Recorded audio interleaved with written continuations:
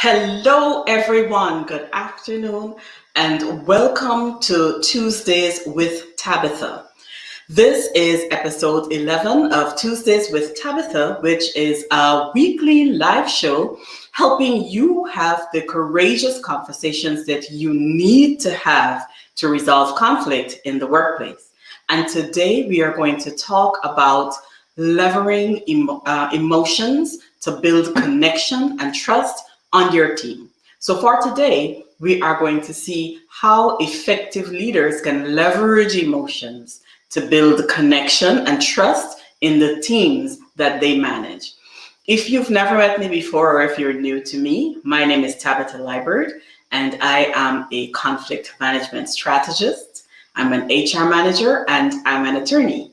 And I help professional women of faith like you who are overwhelmed by workplace conflict lead thriving teams with confidence. I do that by helping you learn all 5 of the conflict styles so that you can succeed in the boardroom, in the conference room, in the classroom, or any other room that you're in. As we move into our chat today about how leaders can leverage emotions to build connection and trust on their team. So as a leader, how can you use emotions to your advantage? A lot of the time we think about emotions like these messy things that pop up everywhere and show up and get in our way if we want to get somewhere. But emotions are really at the heart of everything that we do. And if we are true to ourselves, we want to honor our emotions when they show up, figure out why they're there, what they're here to teach us, and then see how we as leaders can leverage those emotions, learn from them, and manage our team. Now, when we do this by ourselves, we're also going to learn how to do this on a team. So this is why we always start our journeys looking inward. And every time I get to this point, I always remind you that as a leader, you have 3 ecosystems that you are managing all at once. Your own personal ecosystem, your family, your extended family. You've got the people who report to you, each person having their own ecosystem. And then you've got your bosses, the people that you report to. They too have their own ecosystems. And in every ecosystem, as sure as this is 2021, there is going to be something going on. So how do we look inward at ourselves, and how do we learn how to leverage emotions so that we can be effective leaders? Well, today I'm going to show you how we do this by telling on myself.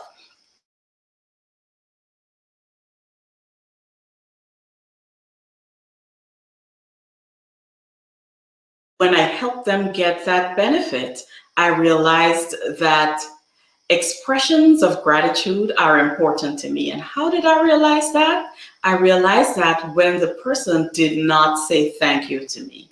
And I was in my feelings. I was up in my feelings and I was thinking, really? So this thing happened and this person didn't say thank you. And I realized that I was making that mean something that it should not have meant. The person not saying thank you to me meant nothing, because I'm quite sure that they said thank you to the place that they received the benefit from. And so what I took from that situation was the clear understanding that for me, expressions of gratitude are important. Now, when I understand that about myself, I store that away as data. So if something happens, whereas a leader, a situation comes up where that becomes an issue, I know that that is something that will trigger me. And so just like a scale, if something is coming down on one side, you put something on the other side to balance it. So if I start getting triggered by emotions and that starts weighing my leadership scale down, immediately I start putting perspective on the other side. I look for a conflict resolution strategy.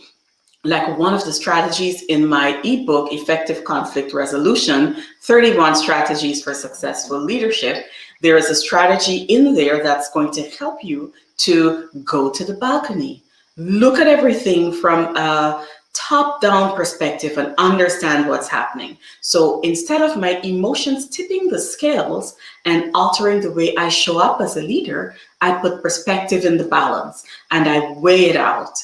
And when I do that, I'm able to be level as a leader, be the kind of leader who will enter the room and show up level-headed and not triggered by emotions, not making salty comments, not being a bear when what I should be doing is giving a bear hug. And so understanding how things trigger, how emotions trigger me, how emotions trigger the way I respond, the way I show up in situations, that is a part of effective leadership. Understanding our emotions and working through them so that we can leverage them is important, because there is this saying by Socrates: the secret about change is to focus all your energy not on fighting the old, but on building the new. And it's time, friends, that we focus on building the new, not fighting the old person that I was, not fighting the old person that you are, but understanding all of the emotions, all of the things that happened in your past, how they affect you, and how you can just use them as leverage, understand how to deal with them, how to use perspective to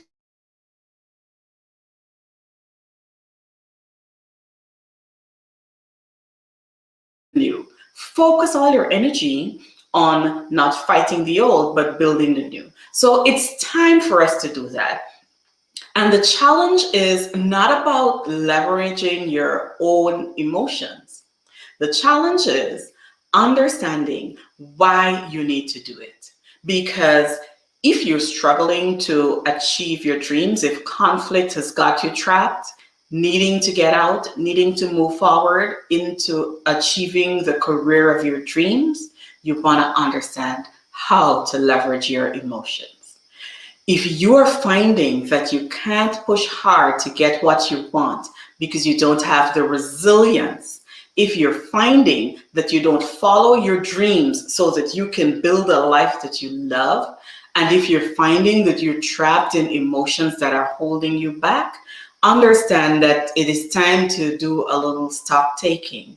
It is time to look at those emotions and understand what's happening. Because if you can't get creative and you're hitting a wall, then something is up. If you are able to leverage your emotions as a leader to build a successful team, you're going to be creative. You're not going to hit the wall. You're going to be able to use your resilience, harness it, and push past into leadership that is effective. You're going to be able to believe in yourself when you feel frustrated. And you are also going to be able to communicate to your team hope and happiness when they feel frustrated.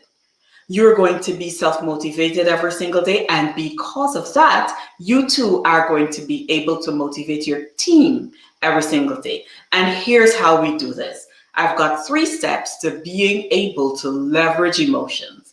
First, reflect on the past.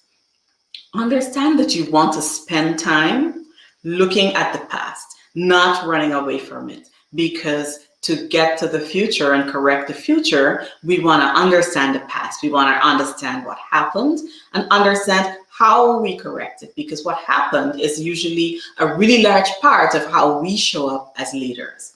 Now, in reflecting on the past, in some situations, you might be able to use those past situations and emulate the solutions that you used then to adapt them and fit your current situation. And then there might be other times that you may be able to look at the past and learn what not to do, because the solutions that you use then are not appropriate for where you're going in the future. Now, step 2 to being able to leverage your emotions is to learn to act immediately.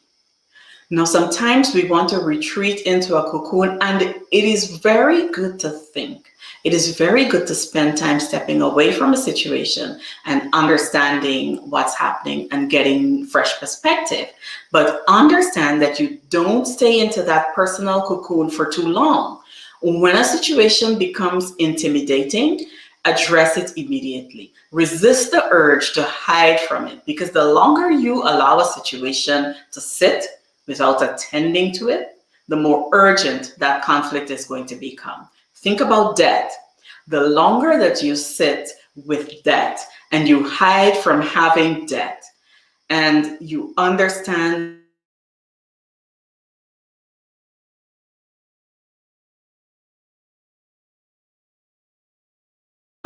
before the bills come and you need to do something, it is not always the best thing to sit and look at your debt and not take care of it. It's always better to act. When there's a situation, when there's trouble, when there is conflict, don't sit in it for too long. Don't retreat into that cocoon for too long. Get up, get going, and let's start to resolve it. And if you want tips on how to do that, reach out to me by DM. I walk clients through this all the time, and I'm quite sure I can help you. Now, the third and last step to understanding how to leverage emotions as a leader so that you can be an effective leader of your team is to believe. Believe that you're going to make it through. You found your way out of many situations before, and you're going to do it again. You'll do it now.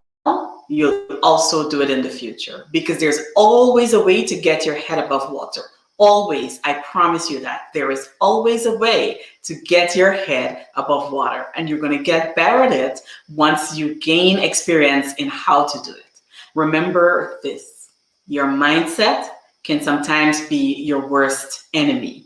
So believe that you can get out of the situation.